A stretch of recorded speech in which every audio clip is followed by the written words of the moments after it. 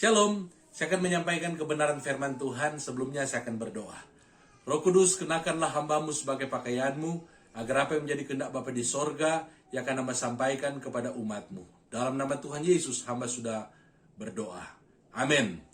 Firman Tuhan yang akan saya sampaikan terdapat di dalam Yohanes pasal yang pertama, ayat yang ke-9, yang berbunyi, terang yang sesungguhnya, yang menerangi setiap orang, sedang datang ke dalam dunia. Tema firman Tuhan ini adalah terang Allah di dalam dunia yang gelap.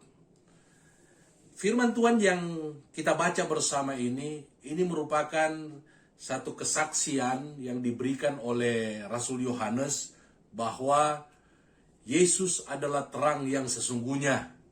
Di dalam ayat-ayat yang sebelumnya, bagaimana dituliskan tentang Yohanes Pembaptis yang adalah seorang nabi, dan dia datang untuk mempersiapkan jalan bagi kedatangan Yesus Kristus yang adalah juru selamat umat manusia. Dikatakan di dalam ayat yang ke-8 bahwa Yohanes Pembaptis bukan terang itu, tetapi ia harus memberi kesaksian tentang terang itu. Dan terang yang sesungguhnya, terang yang menyelamatkan umat manusia, terang yang menerangi kegelapan dunia ini, itu adalah pribadi daripada Tuhan Yesus Kristus. Kalau kita membaca di dalam kitab Kejadian, dalam Kejadian pasal yang pertama, ayat yang pertama dikatakan pada waktu Allah menciptakan langit dan bumi, dikatakan bumi itu belum berbentuk dan kosong. Gelap gulita menutupi samudra raya, dan roh Allah melayang-layang di atas permukaan. Kemudian dalam ayat yang ketiga dikatakan, berfirmanlah Allah, jadilah terang. Lalu terang itu jadi. Dan akhirnya terang itu menerangi bumi yang dalam keadaan gelap pada waktu diciptakan oleh Allah. Apa yang dilakukan oleh Tuhan Yesus ketika dia datang ke dunia ini? Bumi ini dalam keadaan gelap gulita. Dalam pengertian hidup dikuasai oleh dosa. Banyak orang melakukan kejahatan. Banyak orang tidak tahu apa yang harus dia lakukan dalam menjalani kehidupan ini supaya dia bisa masuk ke dalam kerajaan sorga. Karena dunia ini dalam kegelapan. Hati banyak orang itu masih hidup di dalam kegelapan. Pikiran banyak orang itu masih hidup di dalam kegelapan. Sama seperti ketika Allah menciptakan langit dan bumi, dikatakan bumi itu masih dikuasai oleh gelap gulita. Tetapi ketika Allah berfirman, jadilah terang, maka kegelapan itu sirna dari muka bumi. Demikian juga dengan Yesus. Ketika dia datang 2000 tahun yang lalu, dia datang dan dia lahir di Bethlehem, dia bertumbuh menjadi seorang anak, seorang remaja, dan pada usia 30 tahun, dia melayani, dia memberitakan kerajaan Allah, dia melakukan perkara-perkara yang ajaib, dia menolong, dia mengajar, dia menjadi berkat bagi sesama. Dan akhirnya pada puncaknya di usia 33 tahun, dia mati di atas kayu salib. Dia menanggung dosa umat manusia. Tapi pada hari yang ketiga, dia bangkit dari kematian. Kemudian 40 hari kemudian, dia naik ke sorga dan dia menyediakan rumah bagi setiap orang yang percaya kepadanya. Dia sediakan rumah bagi mereka. Dia menyediakan kehidupan kekal bagi mereka. Terang yang sesungguhnya itu adalah Yesus Kristus. Terang yang sesungguhnya itu yang telah menerangi kegelapan di dunia ini, yaitu saya dan saudara. Kita adalah bukti bagaimana ketika dahulu kita hidup di dalam kegelapan. Tetapi ketika kita berjumpa dengan Tuhan Yesus, maka akhirnya kegelapan itu sirna. Yang tadinya kita berjalan dalam kegelapan, sekarang kita berjalan di dalam terang. Yang tadinya pikiran-pikiran kita itu pikiran-pikiran yang tidak benar, pikiran-pikiran yang kotor, pikiran-pikiran yang jahat.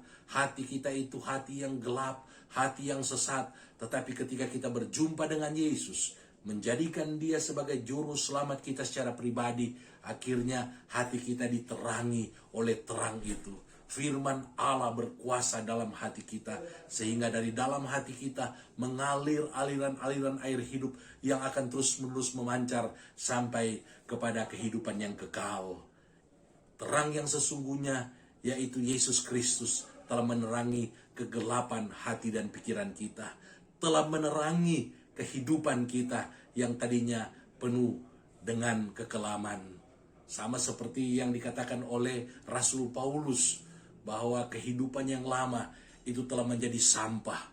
Kehidupan yang lama yang penuh dengan kegelapan, setelah diterangi oleh Tuhan Yesus, akhirnya kehidupannya itu menjadi kehidupan yang bercahaya. Setelah pertobatan Rasul Paulus, ketika dia berjumpa dengan Tuhan Yesus waktu dalam perjalanan menuju ke Damsyik, akhirnya hidupnya diubahkan dan hidupnya memancarkan terang Kristus. Untuk itu, bagaimana respon kita yang mendengarkan firman Tuhan pada saat ini? Terlebih lagi dalam kita telah memperingati perayaan Natal, kelahiran Tuhan Yesus Kristus. Bagaimana respon kita di tahun yang baru ini, tanggal 1 Januari tahun 2022. Memang kita itu bukan terang, dalam pengertian kita bukan juru selamat. Sama seperti Yohanes Pembaptis, sama seperti Rasul Paulus, nabi-nabi dan rasul-rasul. Tetapi ingatlah, kita juga harus membawa terang Yesus Kristus. Kita adalah murid-muridnya, kita adalah anak-anaknya.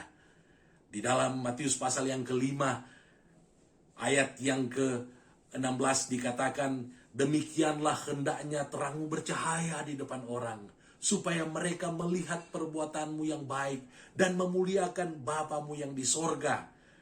Tuhan memberitahukan juga kepada kita bahwa kita itu adalah terang dunia.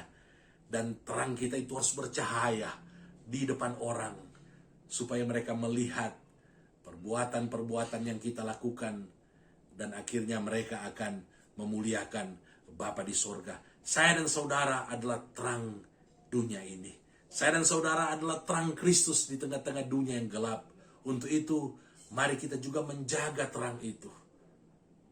Saya teringat apa yang ditulis di dalam Imamat pasal yang ke-6, ayat yang ke-12 sampai dengan ayat yang ke-13, di mana Allah memberikan firman kepada para imam agar supaya mereka tetap menjaga api di atas mezbah itu jangan padam.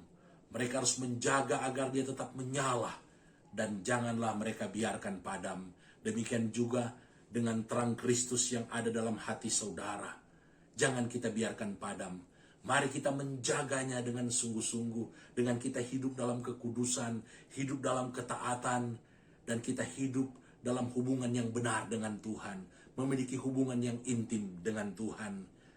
Dan setelah kita menjaga api itu, menjaga cahaya dalam diri kita, mari kita di tahun yang baru ini, kita mulai memancarkan terang kita, mulai bersaksi, memberitakan kabar baik kepada sesama kita, kemudian melakukan perbuatan-perbuatan yang baik, supaya banyak orang yang belum mengenal Tuhan akan melihatnya, dan mereka akan memuliakan Bapa di surga. Terpujilah nama Tuhan, mari kita berdoa. Terima kasih Tuhan, firman Tuhan sudah disampaikan, jadilah kepada kami seperti yang Kau firmankan. Dalam nama Tuhan Yesus, hamba sudah berdoa. Haleluya, amin. Puji nama Tuhan, shalom.